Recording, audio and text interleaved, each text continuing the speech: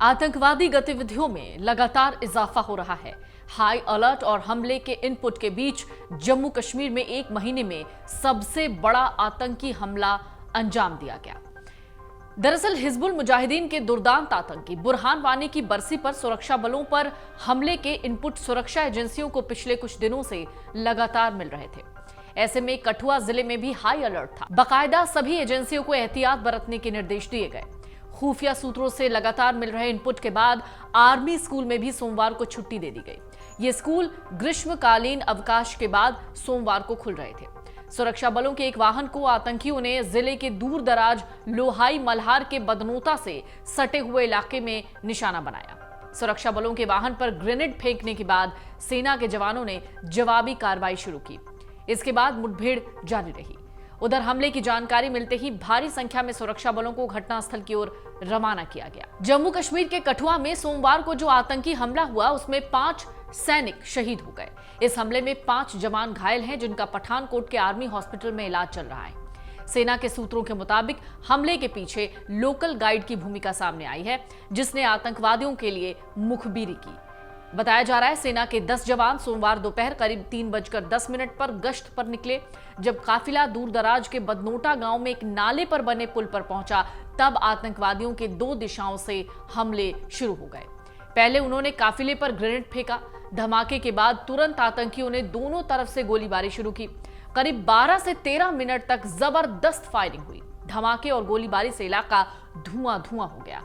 जब सुरक्षा बलों ने जवाबी कार्रवाई शुरू की तो आतंकवादी जंगल में भाग गए। इस हमले में शहीद हुए सैनिकों को कुछ सप्ताह पहले ही कठुआ के माचेडी में तैनात किया गया था। आतंकी संगठन कश्मीर टाइगर्स ने कठुआ हमले की जिम्मेदारी ली है, जो जैश-ए-मोहम्मद से जुड़ा हुआ है।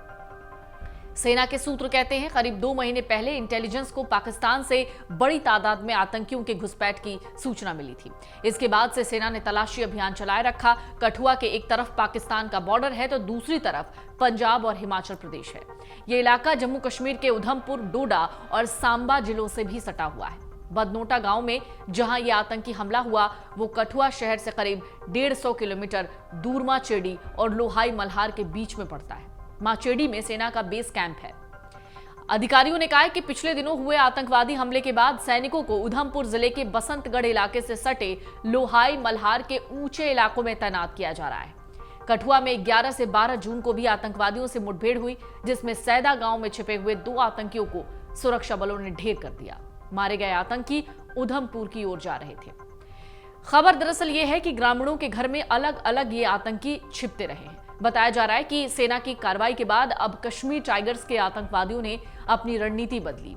वो अब समूहों में बंट गए सेना के ठिकानों पर हमले कर रहे हैं, मगर गांव में अपने को छिपाने के लिए ये एक जगह पर नहीं रहते।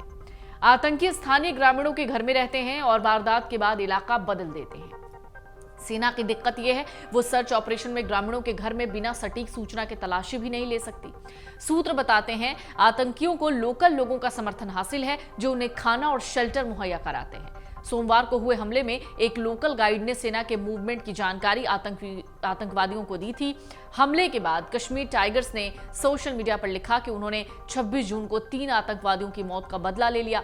आपको बता दें 11 जून को देर रात आतंकवादियों ने डोडा जिले में सुरक्षा बलों पर हमला किया था, जिसमें 5 जवान जख्मी हो गए थे। इसके बाद सेना ने अभियान चलाया, 3 आतंकियों को मार गिराया। सेना के मुताबिक कठुआ में सोमवार देर रात तक गोलीबारी जारी रही। घटनास्थल पर अतिरिक्त बल भेजा गया। इस अभियान में पैरा कमांडो के जवान शामिल रहे।